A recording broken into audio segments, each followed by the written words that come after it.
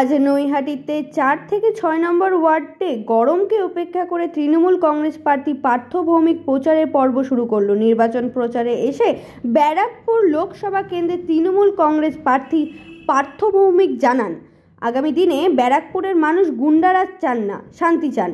তার পাশাপাশি প্রাক্তন সাংসদ অর্জুন সিংকে নিশানা করে বললেন, অর্জুন নিজের স্বার্থসিদ্ধির জন্য বিজেপিতে যোগ দিয়েছে। Bureau report, royal Bangla TV.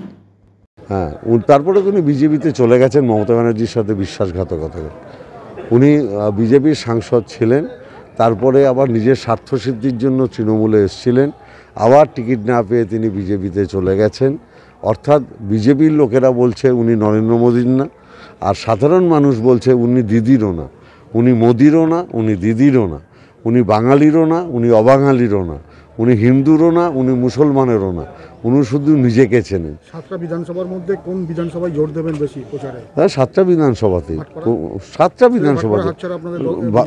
তাতে কি হয়েছে, ভাটপাড়ায় আমাদের সমস্ত নেতৃবৃন্দ ময়দানে নেমেছেন। ওটা বিধানসভায় রেজাল্ট ছিল মাত্র 13,000। আমি আশা করছি এবার আমরা 1 ভোট হলেও লিড পাবো ভাটপাড়াতে।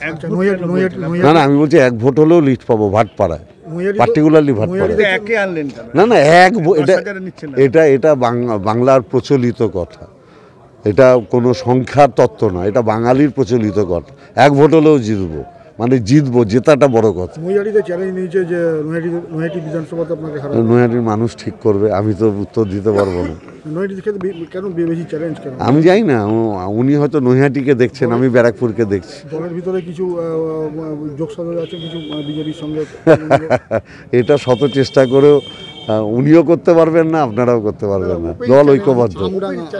আমি তো বললাম নৈহাটির মানুষের উত্তর দেবে, আমি কি করে বলবো। আজকে প্রচারে ইস্যু কি রাখছেন? মানে এমনি যে ভোট, একই গুন্ডারাজ নয়, শান্তি চাই।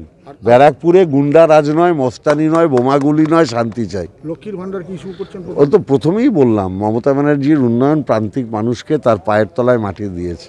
বলছি দাদা